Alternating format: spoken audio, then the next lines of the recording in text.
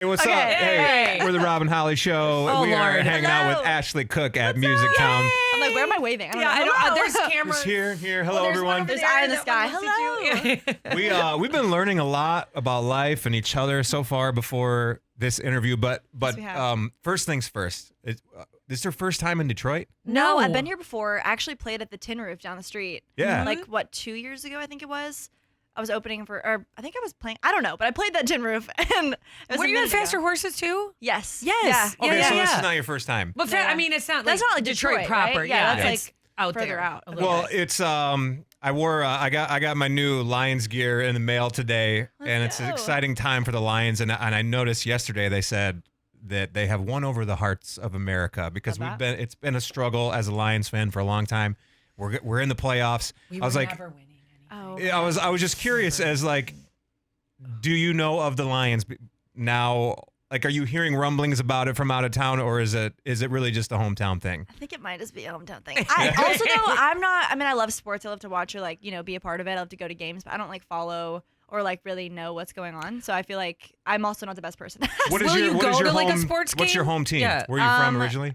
It's a hard question, but you moved around, right? Yeah, I moved around a lot. So I was Wisconsin, California, Florida, just all over. But I would say now all my teams are Nashville teams. Okay. So the Preds, the Titans. So the Titans. I'm very much like a bandwagon fan when it comes to Nashville teams. Okay. But you'll go to a game if they invite you to sing or something too. Oh yeah, for sure. I've sang at a Steelers game before. I've sang at a Preds games before. I've sang at different games and stuff. And I've gone to Titans games just for the fun of it. But I don't really know what's going on or know the stats of the season or anything. I appreciate that, by the way, because everybody, I always feel like they're all into sports, and I'm like, no clue. I don't know. They're so fun to go to. You don't need to know. I mean, you don't need. Some people are super fans. They know all the stats and all the players and all the numbers. 100%. You don't need to be that.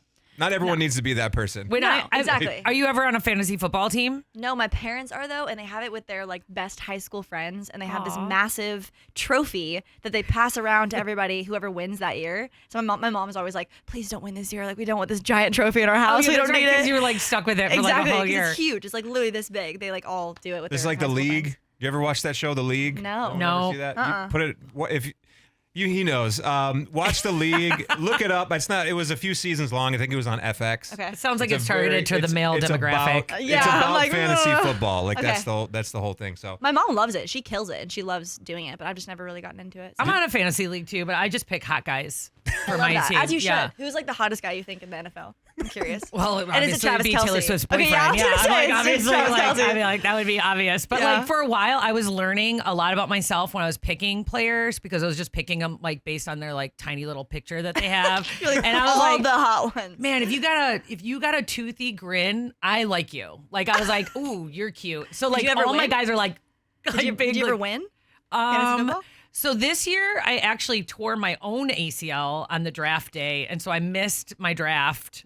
And it was an awful season because of my torn ACL. It sounds like you're doing real football for fantasy. I was really doing. I had my real life really factored into my fantasy football league. But last year I actually won some games. But I did have to kick some people off because they got injured. They were hot, but they were broken. Okay. And so I had to let them go. And then I had to get semi-less We've all hot dated those guys. We've all had them. The hot, I was like, ones. You're not as attractive, but you fine. can still run, so you're going to be on my team. Oh my God, I love that. It was so fun. Much. So if you ever get on a fantasy football team, choose pick hot ones. guys. Yeah, it's so fun. And it works. Either way, whether you win or you lose, you're like, look at it, they're still hot. I always love the argument between people being like, oh yeah, Travis Kelce was put on the map because of Taylor Swift, and it's like, what? All these guys are like, what are you talking about? Don't say that. Yeah, they get so mad.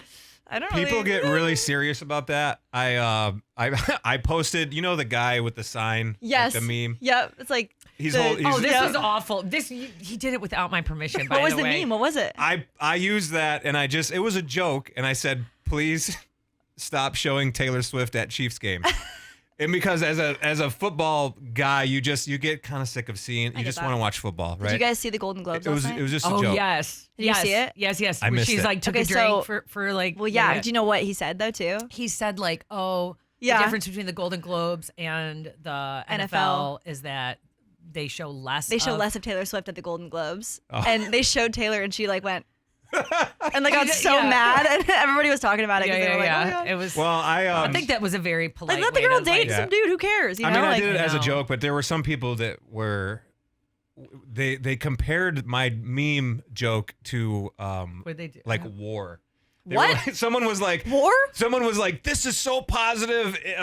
This relationship is so positive, and for you to come out and be so negative with all the war that's happening, like, and I go, how are you comparing my Taylor Swift meme to a war? Oh, let me tell you. What's So going he on? posted this on like our Rob and Holly show my page. God. Immediately in my own like my personal account, I was like, I do not condone this message. I knew like, she would be want upset nothing, about I it. want no part of this. But Like, that's insane. It was I would really just like funny. to say it's a joke, everyone. It was a joke. I don't mind Taylor Swift at all. I just listen, want to I watch mean, football. I'm a Swiftie, Anyway, I mean, so, who like- doesn't love Taylor? She's iconic. She changed the game forever. She's very, very sweet. Yeah. I wanted to. Yeah. Did you sing the national anthem at the Steelers game? I did when I was a kid. Yeah. How? Wait, how old were you? Oh gosh. I want to say like had to be like 13. What? 12, 13. Yeah, my sister and I used to be in a duo together, actually. And so we sang it together for the Steelers game and for a Preds game and for, I think it was a Giants game, too. We sang like the anthem for a bunch of different Do you sports remember teams. like being really nervous for that, or did it not really occur to you? I feel like because you're so young. It That's didn't- okay. That's my thing. Like Yeah. I always say, kids should take like public speaking Yeah. courses when they're really young because as soon as you like do it and you understand what it's like to be in front of people, it's not as nerve wracking as you get older. Because I've done this since I was a kid, so I wasn't super nervous, to be honest. And like I was really tiny. Like Ben Roethlisberger was like standing right next to us, and I was like, "Who's that guy?" And he's like so tall. My mom's like, "That's Ben Roethlisberger." Like what? But yeah, I was really young. My sister is a year older than me, so we were both super young when we did it, and it was really fun. Like it was a really fun experience. It was freezing. This is so fascinating. So, Yeah. because I'm thinking, like, does this mean, is it helpful to you now? Like, nothing phases you anymore? I wouldn't say nothing. I mean, I think I'm Okay. still, human. I think everybody Right. has things that phase them for sure. But yeah, I think, I got into music when I was 11. So I was really young. Wrote my first song when I was like 10. And I played my first show at like 11-ish. I was living in LA at the time and was playing shows around the area there. So I kind of like grew up in the industry and understood what it was like and had a lot of friends that were really successful super young. So I've kind of been exposed to it since I was a kid, and it's definitely helped me now Right. to Yeah. be able to perform and not think that it's like this super weird thing because it's what Okay. I grew up with, Right. You're like, this is normal. Well, I Exactly. Of course, I'm going to be like singing here. Yeah. Of Yeah. course, I'm going to be at Tortuga and singing with Well, Kenny that's- I mean, Chesney. Well, Yeah, that was that's what I'm one saying. of It's the first crazy. times that we saw you is like in your hometown at Tortuga Music Festival Yeah. near in Fort Lauderdale. Yep. And we saw you come out with Kenny Chesney later. Yeah. And you told me that wasn't planned. Oh my gosh, not at all. We don't. So, we've never talked to you about the Oh my god. story. Yeah, because I met you guys specifically. before that. Yes, Yeah. yeah, we So, saw you before. Long story short, I grew up in Parkland, Florida. I moved there in high school after California, and I lived there for like 4 or 5 years. My parents lived there for a long time, so I considered that my hometown. So I had gone to Tortuga, and I went. I think it was the first year that Kenny played, which was the first year of Tortuga. And I was in the sand watching him perform as like a participant in the crowd. And so when I got the news that I was going to play on the main stage at Tortuga, this was this last year? I think so. I think this was Or 2023. 2 years ago. 2 years ago. I don't know. I think it was last year. I think it All was, the I don't years know. blend I don't together. know. Yeah, I don't it was remember, the, yeah. I know it was the 10-year anniversary. So it right? must have been because Kenny played yeah, year 'cause 1 and 2013. they brought him back for year 10. That sounds right. Okay, Yeah. yeah. So I was so pumped in general because I got to play the main stage. Kenny was playing that night, and like I knew it was like a big deal. I hadn't met Kenny before, and I was like, oh my gosh, this is such a big honor, even just at like 3 p.m. to get to play, right? So I play. I'm in a white jumpsuit and I'm sweating. I was like, please nobody was a see my cute-ass like outfit, butt by the way, sweat. I'm yeah. like, thank you so much. And I was like, oh no, I got off stage. I was like, hopefully nobody sees my butt sweat. But so we get off stage and I'm like just on a high. And one of my good friends is good friends with Kenny. So she was like, hey, Kenny wants you to. He stood side stage watching my set, the entire set, which I was Did like, you know that? no idea, Thank no God. idea. Okay, yeah, Thank right, God, right. right? Stressed No me idea. out so bad. Yeah. Me too. So thankfully I just like had a good time playing Yeah. for, Florida. So we get off stage and my friend's like, hey, Kenny wants you to come to his bus. He wants to like talk to you and hang out with you. And I was like, sign me up. Let's Okay. go. Say less. So we go on this bus and we're hanging out and we're talking and immediately just kind of had like a soul kind of connection. Like he's one of those guys who just like immediately cut the bullshit. You're friends with him immediately. And so Yeah. we like did an ice bath together. He brings an ice bath and a sauna with him everywhere he goes on the road. And so we just really bonded. Well, so he was getting ready for the show then. I went off with my friends and my band and was drinking espresso martinis and getting an IV and having a good time, right? So what, like when was his set? Like 9 o'clock? Yeah, like later, Nine, like it's 9:30. dark, yeah. So like 9:30-ish rolls around and his set gets disturbed mid-set because of a storm rolling through. And they had to pull him off stage. He was so mad about it because he likes to have his like rhythm on stage. Like he feels Yeah. like he has the crowd. The set's designed a certain way to where you feel like the flow. So he gets on the bus and we're all hanging out. I'm like very not sober at this point. I'm just like having a good time backstage. My band has all left by this point because we had another show in another town. And so all my clothes were with my band. I was in like, rained on jeans and like a tank top. My hair's in a bun. Like I'm just having a good time. And we're all hanging out. You're just like a normal person now. Yeah. Like I was like, my job's done. Of it. Yeah, like signed off. I'm just hanging out yeah. backstage. Like now I'm just, my best friend from high school was back there with me. We're just having fun. And all of a sudden, I'm like outside of his bus and somebody from his team comes down and grabs me and is like, hey, like, do you want to come and sing with Kenny? And my friend who's like also where? Like I'd be like, where, in his bus? That's what I was like. I was like, what? And my friend, I didn't speak for a second. My friend was like, she'd love to, absolutely, like totally. And I was like, yeah, like sure. What? Like I'm like barefoot. I'm just like I'm just totally not even thinking about it. As you should be though, really, right? It's perfect. I mean, come on, No Shoes Nation, right? Yeah. So I was like, okay, so my in-ears are with my band. Like everything I need to play a show is with my band halfway down the road, like ready to go to like the next city. The next thing, yeah. Yeah, and so in my whole team's, it's like it's just me, my best friend from high school, and my family. That's it. You're essentially naked at this point. Basically. Like So I'm like, I have you know nothing. what? Let's do it. And so his team is amazing, and they set me up with like in-ears, and I came out and sang When the Sun Goes Down with Kenny, and it was in front of like 70,000 people, I think. It's something insane. Yes. Did and you, now we're great friends, so it's really cool. It started like a really cool friendship. So Did you know, like, was he like, this is going to be the song? As soon as or you're like, you got to go out there and pretty much know every Kenny Chesney song ever, right? That would be the most stressful part. Is like, 100%. what song are we singing? Do I know it? Well, no, I think it was You it was like 2 songs into him coming back on stage, and they said like When the Sun Goes Down. So they told me, and Kenny again loves momentum, and so he was like, how do I get him back? How do I get the crowd back and like get their attention back when we had to pause the show for 30 minutes? So it was really cool, and it was like one of those like bucket list moments that was even cooler because it wasn't expected. You know what I mean? Like it was very last minute and happened because 2 people connected, and he wanted to support a younger artist, and it was cool. But how amazing to be like, Kenny Chesney wants me to help him bring the audience back. Like that's how I would take it. Oh my God. He's unreal. And your friend is an enabler. I love this. Yeah, 100%. It's really, really cool. Yeah. What would you like to plan though, as far as the bucket list, like experience with an artist or co-write or collab or something? On the deck for 2024. What's on the deck? Well, I mean, up on deck, I'm going on tour with Jordan Davis, which is going to be a lot of fun. I'm opening up for Jordan with Mitchell Tenpenny, and we're doing like a worldwide tour. I'm trying to think of like a bucket list thing that I don't have on the schedule quite yet. Honestly, I would love to collaborate with an artist not in country. I think it'd be really fun to do like an Ed Sheeran. Like I think that's like my dream is to get to do Ed Sheeran. And everyone's coming over to the countryside anyway. Exactly. So it's very welcoming. Yeah, and Ed's like arguably so songwriter, storyteller that he kind of, blends with country so well that it would be really, really cool. So he's like a dream of collaboration. But yeah, I'm trying to think. I mean, obviously, #1 at radio is a huge goal. So who knows if that'll happen this year? We can hope. Okay.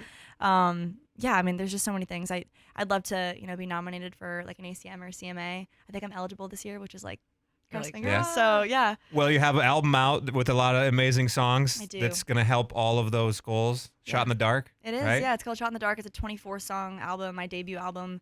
It's basically a double album debut. It's very long, but it's very, it's every song I feel like I didn't want to leave out. It was originally like a 32-song album, but then I was like, okay, like I gotta get this down a little bit. Like it's already too many songs. But what, like, is it too many songs? In this like, day what and makes age, it too who many knows? songs? I feel like no one complains about too much long. music. The Morgan Wallen thing. Well, there's a lot of music on that. They Right? like to make the joke about it, but no one's really mad 100%, that there's yeah. too much music. It's right? just a newer era, I think, of music in that sense, where people, they have so much more access to music. So having more music accessible is a fun thought for them instead of overwhelming, I think. Yeah, I think people crave a lot more. Like as soon as Exactly. you come out with something, they're like, all right, what's next? Exactly. What which else is you got? Stressful as an artist because Yeah. we don't really have the like hibernation period between albums, and then you put 12 songs out and then you have another hibernation period. Like people kind of demand more faster, which is exciting because they're wanting more from you, but also it puts a lot of pressure on the artists to be able to maintain that. Plus, you're like, I haven't lived enough life. Because don't you like, you're taking your life experiences Absolutely. and like putting it, you're like, hold on a second. Absolutely. That's why like the sophomore slump is always hard, which I'm like already like, oh no, like is it? But Right. I already have written enough to fill a second album that I'm really I was proud going to of. ask. Yeah, like, I love what do you writing. do with the songs that you don't use? Do you just go, well, here's the next one? Like, No. do you get ahead or? It's an interesting thought because I don't personally. I love to write. I'm always writing. So I have enough songs that are, weren't even considered or weren't even written when the first album were happening to fill a second album. Okay. But I love all the songs that didn't make it on the first album. So who knows? I mean, it could be like a a Taylor situation where later on down the road I release them in like a vault thing, or I just let another artist cut them and see where that kind of takes it. So I don't know. We'll see. That would be hard. I always think that's really hard when you wrote a song and it is for yourself, and then you like let someone give it else to somebody have else. It. Yeah. I think it's really cool though. Really? Okay. I mean, honestly, like I've cut a lot of songs too that I didn't write. I wrote 20 of the 24 songs on my debut album, but 4 of those songs, you know, I didn't write, and I loved them so much. And I think it'd be hard to like be an artist that loves a song so much that wants to cut it and has said no to because of something. So to me, it's like, think about Sam Hunt, for example. He wrote Cop Car and Keith Urban cut it, and then Sam also put out a version of it himself. So it's like, okay. And there's so many examples of that where multiple artists cut a song, and it gives the song more love and more attention. So that's a way better way to think about it. I'm an only child, so I don't like to like. You're like, share sharing is anything. bad. I was Yeah, I like, know. sharing's bad. Like I would keep 100%. everything. Yeah, I think music is just such a beautiful like art, and I don't know. I mean, of course, there's some songs that I'm like, this is my song, I have to cut it, it's mine. Like I'm gonna cut it first before anybody else does. But others, I'm like, yeah, we can all cut it. Have Yeah. you written anything that really stood out that you thought this should be for so and so artist? So-and-so? Yeah. There's been a couple songs that are unreleased that I've been like, damn, this one artist would kill this song, and we've pitched it around and seen, and there's some on hold for certain artists and stuff. Okay. So, I mean, it was tough because like last year I wrote so much, and I want to write for other artists because I've been writing since I was 10. Like that's my first love in music, right? But it's just tough when I'm this busy to like Yeah. get in the room with other artists and write. But yeah, I mean, I'd love that. I'd love for someone, and there are songs on hold, so we'll see what happens in the next couple years. Can we go back though to you're talking about you and your sister started singing? Yeah. Like, so what is your sister doing now, or like why did she stop singing? Yeah, and so you continued. It kind of just like worked out that way. Okay. We both went to college in Nashville at Belmont University, Mhm. and she's a year older than me, so she studied finance. I studied marketing and communications. So we Okay. like kind of went into like a different world from being like child musicians. Okay. So we went to college, like joined sororities, like we're super like, you know, normal college kids. And her senior year, she was like, what do I do with my life? Like I was a musician as a kid, but like, what do I want to do now? Like I have this whole world ahead of me, and who knows what I want to do. And I was still in college at the time, obviously, because she's a year Yeah. older than me. So she went and she worked in a corporate job for a minute in Dallas, Texas at Texas Instruments. And now she's an actress. She is pursuing acting full time. And that's kind of how we even got into entertainment industry really young, because she fell in love with acting. And so I was kind of like dragged along as like the little sister in the auditions, just like hanging out on my like Game Boy or whatever. And now she's pursuing it full time, and I kind of found my calling in it because of her passion for it. So it all worked out. in Oh, the end. that's so fantastic. Texas Instruments, isn't that what our It's calculators? a calculator. that we had? Yeah. Yeah, TI. Yeah, Yeah. she works in like the recruiting department now. So Okay. not Is like it- with the actual calculators. Yeah. So wait, she has a real job and she's an actress. 'Cause, Yeah. like that's. Yeah, she has like what- her like 9 to 5, and then she also pursues it on the side, and she Oh my loves it. gosh. Her dream is to be like on like a Hallmark film or something. That's like her That's goal. Or Angel Studios. She's like That's my dream. My dream is to write one cast and her then in like your movie. have like a little thing. Yes, But like, you're I kind wrote of, but you're first. kind of in a Hallmark movie in a way. There's a movie that you were in Cupid's that Christmas. was picked up. Let's But go. I play Hallmark, myself. right? I don't. Okay, I don't that's think cool. that counts. Yes, it does. It totally counts. You were in It's it. like I didn't But even you get a weren't, different like, name. acting. I didn't I get get a that. different name. I felt I was like, you sure you don't want me to have a different name? I Okay, was like, here's the deal though. You write the movie. My sister plays the lead. I'll write the music for it. all right, Let's I go. love that. And then you have to perform the music. Okay, in it. deal. All right. Handshake. Let's go. 'Cause I love This is it. I was like, We're doing it. I love it. Yay! Will you cast me? Will you cast me in a role? Yes. Yeah. What? the What? lead guy. What, Be the you lead can be the with my lead guy, but sister. what's your character? What kind of guy are you? I don't know. I don't know if we should. Are you the big city guy that goes to the country, or you the country guy that goes to the big city? There's only Or two options. we could branch out, and you could be like a hockey player. You could play for the Lions. Oh yeah. What if it's like a Troy Bolton situation where like you play for the Lions, but you really love music, and so you know what I mean? I feel like I could High do School that. I Musical? actually Oh wait, we're coming up with the concept now. No, it's funny. Don't Don't anyone steal steal it. it. I know. I just Don't steal it. Steal it. where was I? Oh, I was at the bank the other day, and I had my other Lions hat on, and the guy I was talking to goes, you look like you could be the quarterback for the Lions, and I was like, maybe I am. you know, You would never know. so Right. sure. What if you were like, Jumbotron I am in a Hallmark guy. film. I am in a Yeah. Hallmark film. I don't. Yeah, Yeah. you're Go like watch a it. Hallmark movie. All right, sorry. I'll play the football player whose true passion is music. Okay, deal. But I think you should And have an what if, like- injury at some point. That's what. What if my sister yeah. was like the physical therapist that you fall in love with? Ooh. All right. I like now that. We're getting there, we got guys. We're it. getting We there. got this. We're getting Don't there. steal this idea, internet. Okay? If this comes out, we'll sue you. I don't know. I'm not really a suing kind of. Let's well actually before we go, let's talk about your place. Yes, let's do it. Okay. This is can you tell us the story behind this song? Yeah, so funny enough, the first time I was on radio tour with my song called Never Till Now, I was dating this guy, and the whole time that I was dating him and I was on radio tour, he was cheating on me. Oh. Yeah. Oh, that's nice. Yeah, guys can suck sometimes. It's fine. But not all guys. Guys are amazing. That's a choice that he made. Them, Yeah. It's a choice. That's a choice. That's a good way to say that. It's a choice that he made. Made some pretty terrible choices, but you know. And so anyways, so I was, pretty broken up about it, obviously. And I was so sick of, I was in toxic relationships a lot of my life. And I was so sick of kind of like going back and like letting them just apologize and kind of going back into like the trap of it all and all of that. And so I finally put my foot down and I was like, you know what? No, like I want my power back. I want to be able to say like, like it ain't your place to know what I'm doing and where I'm at and all these things. And after we broke up, he asked those things. He was like, where are you? And what are you doing? And who are you with? And I was like, homeboy, it ain't your place. You don't get to know those things anymore. And also, as a songwriter, I love like a double meaning on things, like a right, double entendre. When you think when you say your place, I think most people think of like your house, like, hey, I'm going to your place. Well, and that's why I love it so much, because in the hook of the song, it says, you don't get to care where I'm waking up these days because it ain't at your place, like your apartment or your house. And so I love how like the whole chorus is starting about like it ain't your place, like metaphorically speaking, and then it flips to being about actually your place, like your house or your apartment. So when you write the song, yes, and it's a true life story, does the person text you? I just assume it's a text because who has the balls to call? Like, but like, I was like, oh, is that? I'm sure he knows. I'm sure, but he knows. doesn't say anything. No, he's too chicken to say anything. And he doesn't even say sorry. Absolutely not. If you knew this man, you'd know he would never do that. Okay, nothing. But like, he's not that guy. It's so amazing to me when I hear a story, like a real life story, and then a song's written about it, and then nobody says anything about it, and they have to know. Oh, of course he knows. I mean, he's in music too, so he knows. Yeah, he knows. I'm not going to say who, but he knows. Yeah, we're not going to keep digging. I know. I don't want to dig. The last thing I want to do is like, drag somebody's name through the That's dirt, fine. But I feel like if I start to say initials, will you let me know? Stop.